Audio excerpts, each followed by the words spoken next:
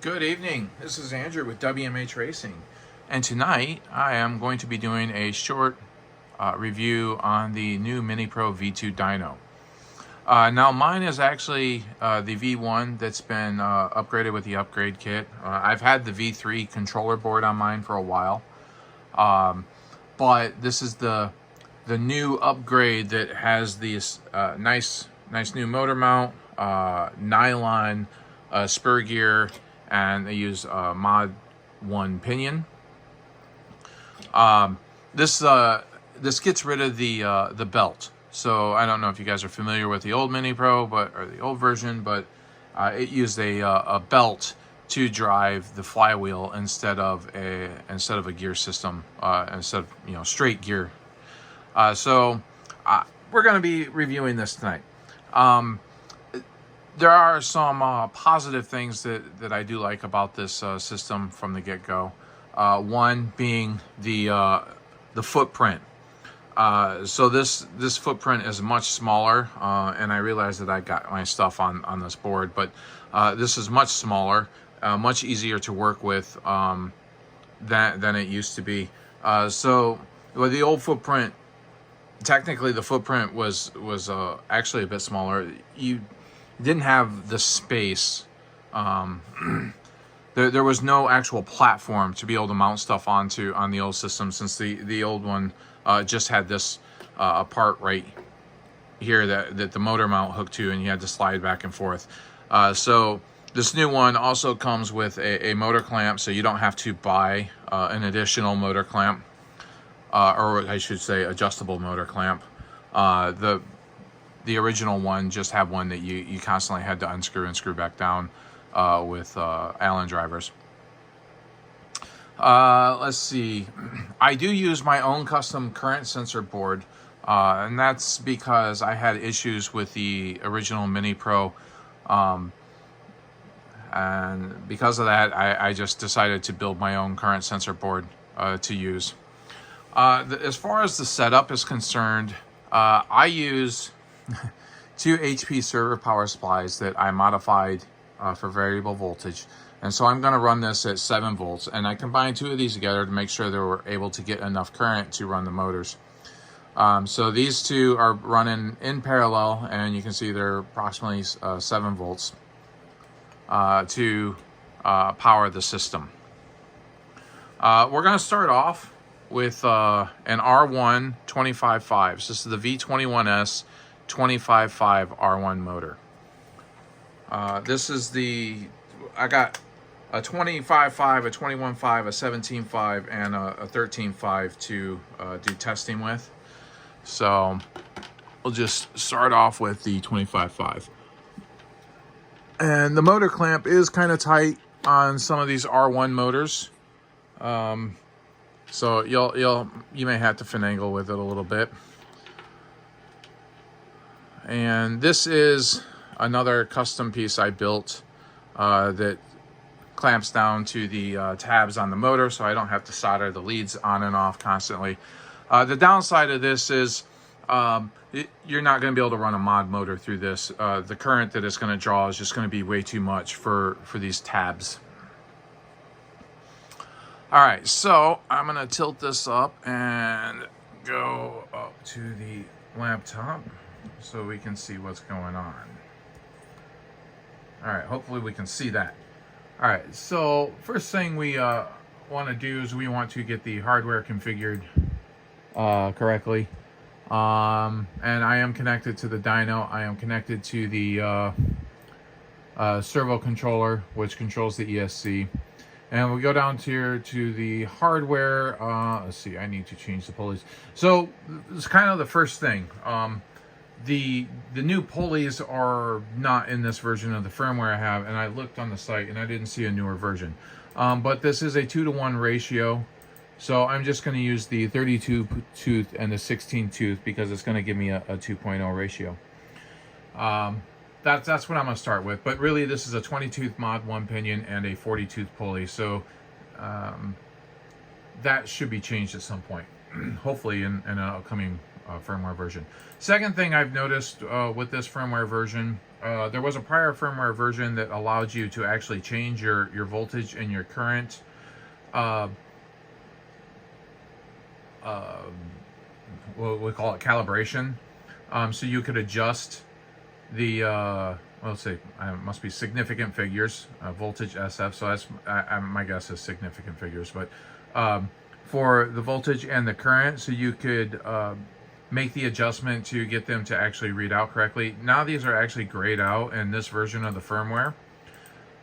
So I found that to edit it, you have to go find the setup, the default setup MPS of the on your computer. You can find this. Oops. You can find this by going back to the connections page, and you can see current setup file name, and this location right here is where that setup file lives. So you just go in there. Unfortunately, it's not like an XML, so it doesn't actually give you what the names of all the parameters are.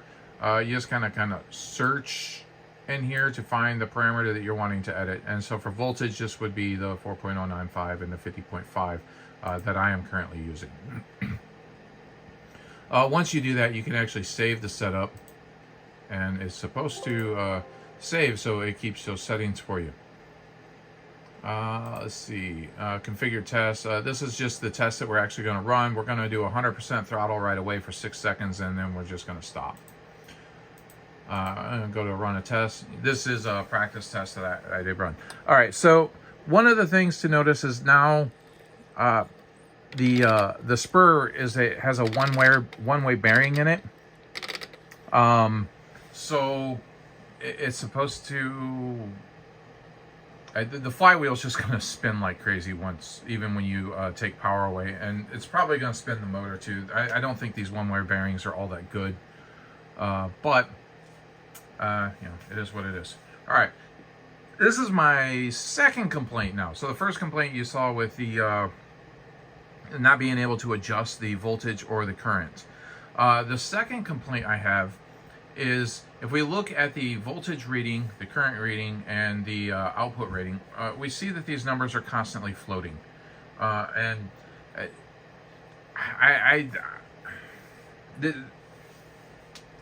this shouldn't be an issue. The power source is actually connected, so these numbers shouldn't be floating. So what's going on here is we're just taking readings straight from the ADC, and we're not actually averaging these readings, and we're just getting the actual readings that are constantly fluctuating up and down.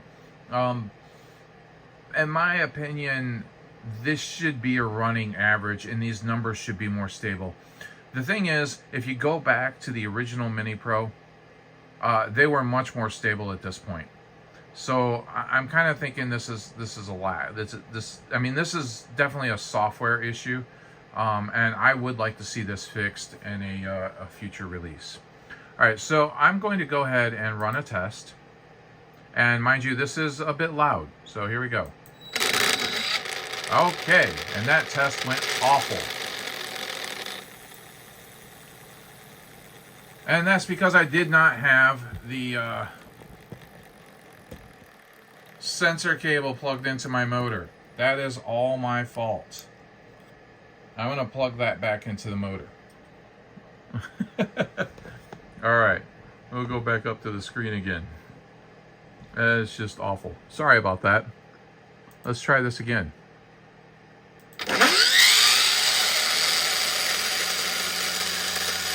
Oh yeah, that was... Yeah, there's nothing like a great big spike in the data right off the bat. So that test really isn't going to show us all that much. We're going to see... the blue line is current, and you see that current, peaked up really quick and then dropped down. So we hit around 40 amps. But torque doesn't really give us much information, and the max power, the power curve's not really giving us much information there either. Now, just as kind of a thought process, I actually like to see angular speed when I'm doing my dyno runs. I like to see the angular speed. Some people like to see time, so we can adjust the x-axis, and we can give these we can look at these numbers versus time instead of versus angular speed. like I said, I prefer to see angular speed. And the reason being is because I'm looking at the max power a lot, and with the angular speed, you get a nice bell curve with the max power, versus with the time, you're just going to see how fast you hit your max power. I mean, and don't get me wrong, both graphs have their merits, and you really should be looking at both when you're tuning your motors. I just leave it at angular speed for default. All right, so that stopped, and we're going to run another one and see if we can get a better graph. That's a little bit better.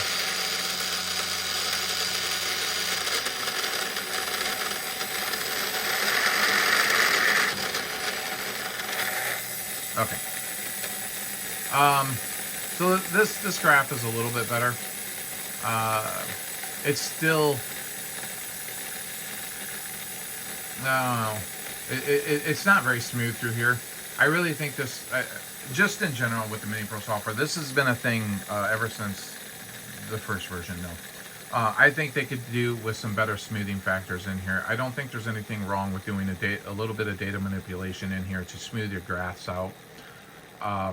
Sometimes you might get lucky and you might get a really smooth graph. You might not get lucky and you don't get a smooth graph. The problem here is the way the MiniPro actually takes its readings. It doesn't average anything through here, or I shouldn't say it doesn't average. What it does is we're doing a 10 hertz refresh right now, or sample rate, and so basically it counts the number of times the flywheel passes a sensor in that time interval, and then it uses that for its information. The problem is this is not perfect, right? Because because it doesn't count the halves, it doesn't count the 3/4, it doesn't count the 1/4, right? So if it takes, if you're measuring the number of times it passes at 10 times a second, which is 10 hertz, and you get 3.5 times that it passes this sensor, it's only going to record that as 3 times. But the next time, it's going to record that as 4 times. And so what happens is you get these jumps. You get this graph right here that doesn't look good in between these sections. So that's essentially the reason why these graphs get jittery. And some people will say, well, up the refresh rate. But the problem is when you up the refresh rate, you make the refresh rate even faster. And those half seconds or the quarter seconds make a bigger difference because you have less times that the sensor actually records something. All right. Anyway, that's my spill on that. I think that they definitely can do something with the data manipulation. I don't know if how many people are familiar with the, oh goodness gracious, what was the name of it? Nah, I can't even remember. Oh wow. All right. Anyway, there was another dyno on the market. It was a build. It was a. Why can I not remember? This is awful. Anyway, there was smoothing in the numbers with that one, and in the actual application for it. The guy built in some smoothing of the graph, which is obviously better. All right, so anyway, this was a 25.5. So I'm going to go ahead and take out this 25.5. Actually, first, let's do something else. So we have test results. We can export these test results, or we can print graph. When you export the test results, you actually are exporting them to compare. So we can actually see this, and we can compare up to 4 different test results. The thing I don't like about this compare is that you have to choose. You pretty much only get to choose one graph. There might be a way to add more graphs in here, but we can look at, oh sorry, it's mechanical power. We could look at torque, but I don't see the ability to add. It looks like we only get one y-axis that we can actually add for comparing. Now you can change it, like I said, but you don't get the nice view that you have more of the graphs to start with. The second thing, when we do the print graph, on the old version, you actually had the max numbers up here at the top of the graph, up at the top of the page. You had the max numbers. So you had the max RPM that it hit. You had the max torque that it hit. You had the max power that it hit. And now they're not there. You really do have to like look at the graph and then interpret it from the graph, or you can go into your actual data and look at it, and you can sort out the max. But this really wasn't a difficult thing they did from the first one, to be able to pull the max from each one and put it in the actual printout. So I think that's an oversight. They should go back and adjust the software and include the max numbers in it again. All right.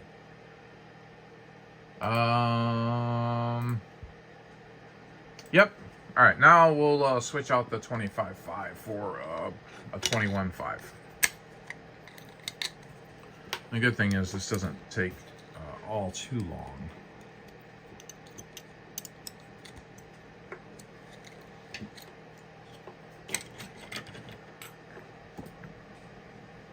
Now if you get, oh, all right.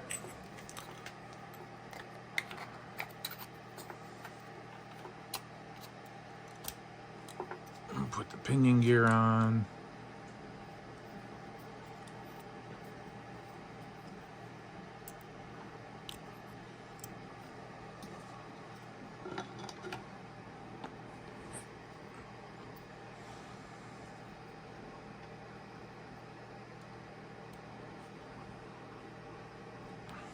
All right, let's go back up to the laptop.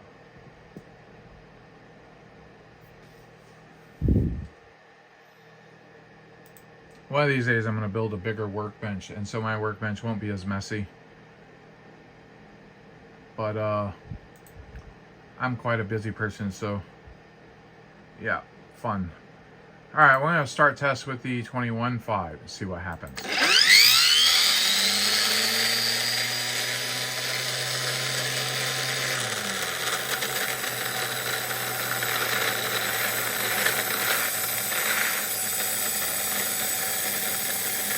All right,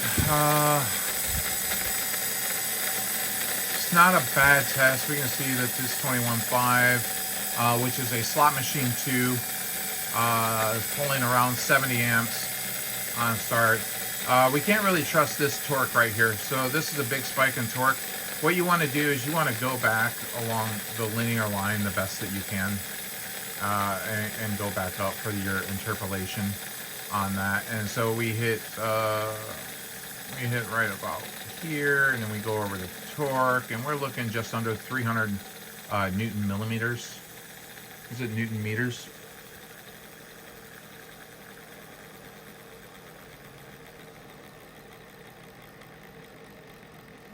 It should be Newton millim. I can't really tell. Real torque unit would be Newton meters, but these things ain't putting out no 300 Newton meters. I think it's Newton millimeters. Or it looks like millinewton meters. Okay. Newton millimeters would be millinewton meters. Okay. Yeah, anyway. Yeah, it's not too bad. We got this, you know, again. A lot of people thought this was due to belt slip. So this is kind of one of the interesting things that you know, we're going to be able to see right here, that you know, even though we're doing direct drive gears, it's not really making a difference to these spikes at the beginning of the run. A lot of people thought this was due to belt slip, and obviously it's not slipping belts now. So yeah, so there is a 21.5. We'll switch this out to a 17.5 now. The 17.5 is going to be a Surpass Rocket V6. I just picked out a couple of different brand motors to test with. No particular reason why. So I'm not actually going to do any tuning.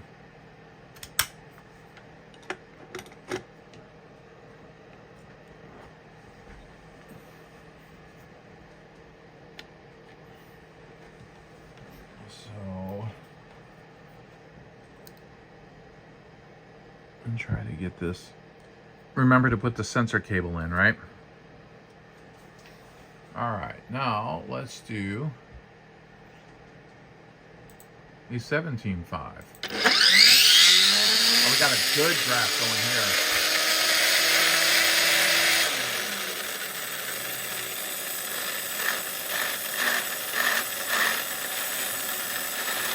All right, this thing really is loud. And because of the one-way bearing, it takes even longer for it to slow down. All right, this is actually a really good curve on this 17.5. I like it. We get current. So we notice this is 17.5 is definitely pulling more current than the 21.5 is what you expect, right? So we're over 90. It looks like somewhere around 94 amps. And the torque figure, you're able to see a little bit better. So we were just under 300 with the 21.5, and it looks like that when we hit over here, we're going to go up to about here. We're going to be just right around 300, maybe just a touch over 300, and then our max power is going to be somewhere in this 8,500 RPM spot. Yeah, that's a pretty good. This is a really good test.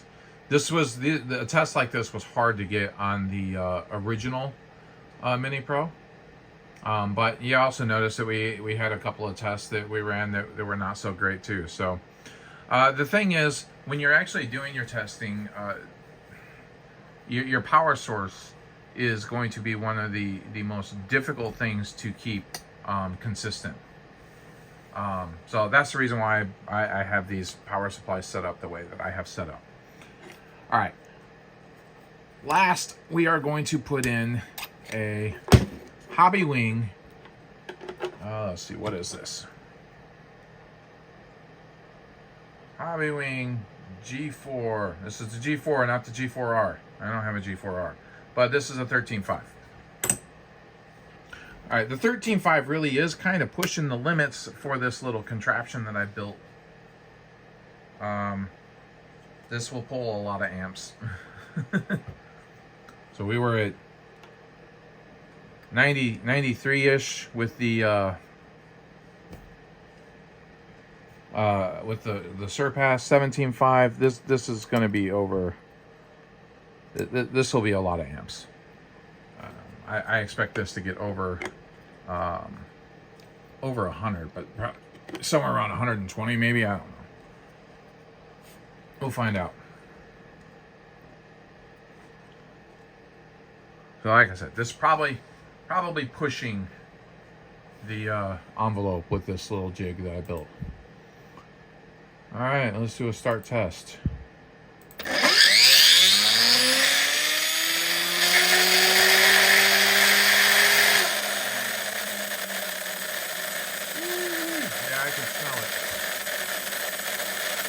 Yeah, 120 amps.